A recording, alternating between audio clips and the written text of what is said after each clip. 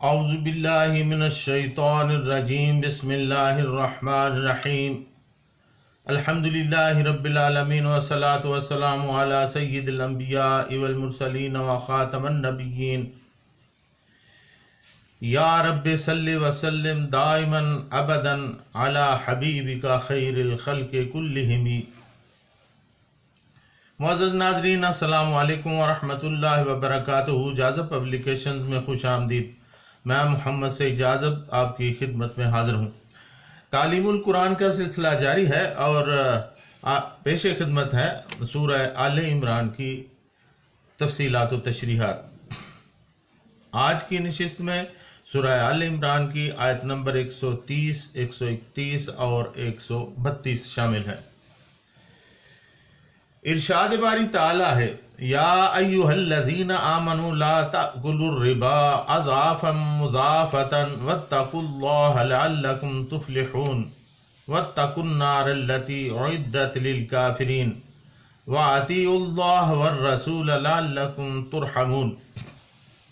اے ایمان والو، دگنا چوگنا کر کے سود مت کھاؤ اور اللہ تعالیٰ سے ڈرتے رہو تاکہ تم آخرت میں نجات پا سکو، اور اس آگ سے بچو جو کافروں کے لیے تیار کی گئی ہے، اور اللہ اور اس کے رسول صلی اللہ علیہ وسلم کی اطاعت کرو تاکہ تم پر رحم کیا جائے۔ یا ایھا الذین آمنوا لا تأکلوا الربا اضعافا مضاعفة واتقوا اللہ لعلکم تفلحون۔ ناظرین، یہاں پر تاکلوا کا لفظ آیا ہے جس کا معنی کھانا ہے، تو کیا صرف سود کھانا ہی حرام ہے اور اس کا لینا دینا جائز ہے؟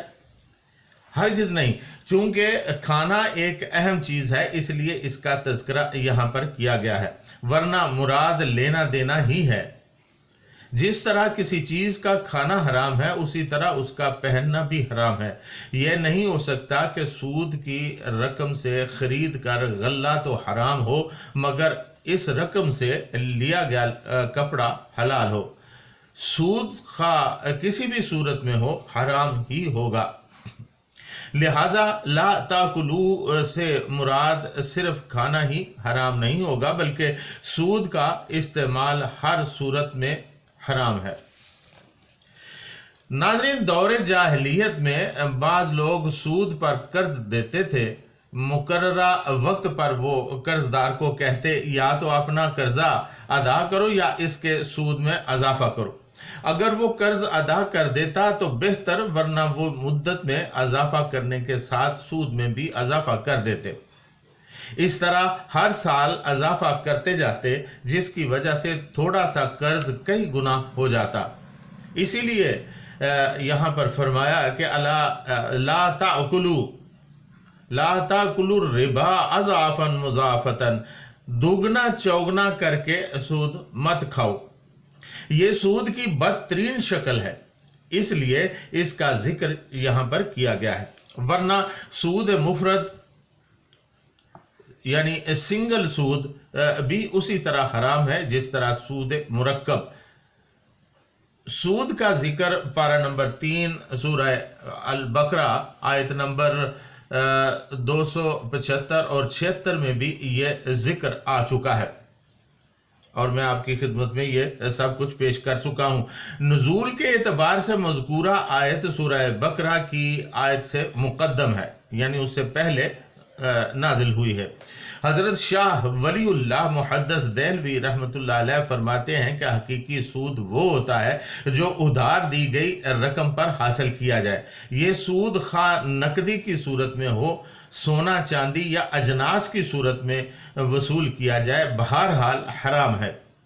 احادیث کے مطابق ایک جنس کو دوسری جنس کے بدلے میں زیادتی یا ادھار کے ساتھ بیع یعنی تجارت کرنا حرام ہے۔ ناظرین، حضرت پیر کرم شاہ صاحب رحمۃ اللہ علیہ فرماتے ہیں کہ اس ظالمانہ نظام کو اسلام نے ختم کر دیا، کیونکہ اس سے اگر ایک طبقہ میں تن آسانی، حرام خوری، حرص و بخل کے جذبات پر پرورش پاتے ہیں تو قوم کے دوسرے طبقہ میں حسد و عناد اور منافرت کی تخم ریزی ہوتی ہے۔ وہ امت جسے دنیا میں تبلیغ توحید و ہدایت کا ایک عظیم المرتبت مشن سر انجام دینا ہو، اس میں ایسے عناصر کو کب برداشت کیا جا سکتا ہے جو ملی وحدت کو پارا پارا کر دیں۔ ناظرین، غزوہ احد میں مسلمانوں کو بڑا نقصان اٹھانا پڑا۔ خود حضور سرور کائنات صلی اللہ علیہ وسلم کو بڑی جسمانی تکلیف پہنچی۔ سر مبارک زخمی ہوا، دانت مبارک شہید ہوئے، 70 صحابہ شہید ہو گئے اور بہت سے زخمی ہوئے۔ اس واقعہ کے درمیان اس سود کے تذکرہ کے متعلق مولانا عبید اللہ سندھی رحمۃ اللہ علیہ فرماتے ہیں، ہم نے اپنے استاد حضرت مولانا شیخ الہند رحمۃ اللہ علیہ سے دریافت کیا کہ حضرت، غزوہ احد کے درمیان واقعہ کے درمیان حرمت سود کی آیت کا کیا محل ہے؟ تو فرمایا، بعض اوقات ربط آیات کو سمجھنے کے لیے بڑے تدبر کی ضرورت ہوتی ہے۔ بات دراصل یہ ہے کہ غزوہ احد میں جب مسلمانوں کو شکست ہو گئی تو ان کے دلوں میں جذبہ انتقام بھڑک اٹھا۔ چنانچہ بعض روایات میں آتا ہے کہ مسلمانوں نے عہد کیا کہ اگر آئندہ ہم کفار پر غالب آئے تو ان سے دوہرا انتقام لیں گے۔ کافروں نے ہمارے شہداء کے ساتھ بڑی تذلیل کا کام کیا ہے، ان کے چہرے مسخ کیے ہیں، لہٰذا ہم بھی ان سے سخت انتقام لیں گے۔ اسی جذبہ انتقام کو کم کرنے کے لیے اللہ تعالیٰ نے اس آیت سود کو واقعہ احد کے درمیان میں نازل کیا ہے۔ جس طرح سود انسان کے اخلاق بگاڑ دیتا ہے، اسی طرح جذبہ انتقام بھی بد اخلاقی پیدا کرتا ہے۔ لہٰذا اللہ تعالیٰ نے اہل ایمان کو متنبہ کیا کہ وہ اپنے جذبات پر قابو رکھیں، کیونکہ سود اور انتقام ایک ہی قبیل سے ہیں اور ان کے سبب اصل مقصد سے توجہ ہٹ جاتی ہے۔ ناظرین، مولانا ابو الاعلیٰ مودودی رحمۃ اللہ علیہ اور مولانا عبد الرحمن کیلانی رحمۃ اللہ علیہ اپنی تفاسیر میں لکھتے ہیں کہ واقعہ احد کے بعد اللہ تعالیٰ نے اس صورتحال کی اصلاح کے لیے زر پرستی کے سرچشمے پر باندھنا ضروری سمجھا، کیونکہ سود کا خاصہ یہ ہے کہ سود خور میں حرص و طمع، بخل و بزدلی، خود غرضی اور زر پرستی جیسی رذیل صفات پیدا ہوتی ہیں، اور سود ادا کرنے والوں میں نفرت، غصہ، بغض و حسد جیسی صفات پیدا ہو جاتی ہیں، اور ایسی صفات ایک اسلامی معاشرہ میں سم قاتل کی حیثیت رکھتی ہیں اور جہاد کی روح کے منافی ہیں، اور آخرت میں اخروی عذاب کا سبب بھی بنتی ہیں۔ انہی وجوہ کی بنا پر سود کو بالآخر مکمل طور پر ختم کر دیا گیا۔ وَاتَّقُوا النَّارَ الَّتِي أُعِدَّتْ لِلْكَافِرِينَ، اور اس آگ سے بچو جو کافروں کے لیے تیار کی گئی ہے، یعنی اے ایمان والو اس آگ سے بچو جو کافروں کے لیے تیار کی گئی ہے، کہیں تم اپنے اعمال کی وجہ سے اس کا شکار نہ ہو جاؤ۔ وہ لوگ جو جان بوجھ کر سود خوری میں خصوصی طور پر سود مرکب والے مجرم ہیں، چونکہ انہوں نے بھی اللہ اور اس کے رسول کے احکام کی خلاف ورزی کر رکھی ہے، اس لیے ان کے کفر میں بھی کوئی شک نہیں۔ چنانچہ وہ بھی دیگر پکے کافروں کے ساتھ موت کے بعد جہنم رسید کر دیے جائیں گے۔ ناظرین، امام ابو حنیفہ رحمۃ اللہ علیہ فرماتے ہیں کہ قرآن مجید میں سب سے زیادہ ڈرانے والی آیت یہی ہے جس سے ایمان والوں کو دوزخ کی آگ سے ڈرایا گیا ہے۔ مقصد یہ ہے کہ اگر اہل ایمان بھی کافروں والے کام کریں گے، کفر، شرک اور معاصی میں مبتلا ہوں گے تو دوزخ کی آگ سے بچ نہیں سکیں گے۔ وَأَطِیعُوا اللَّهَ وَالرَّسُولَ لَعَلَّکُمْ تُرْحَمُونَ، اور اللہ اور اس کے رسول صلی اللہ علیہ وسلم کی اطاعت کرو تاکہ تم پر رحم کیا جائے۔ اگر کوئی سود خور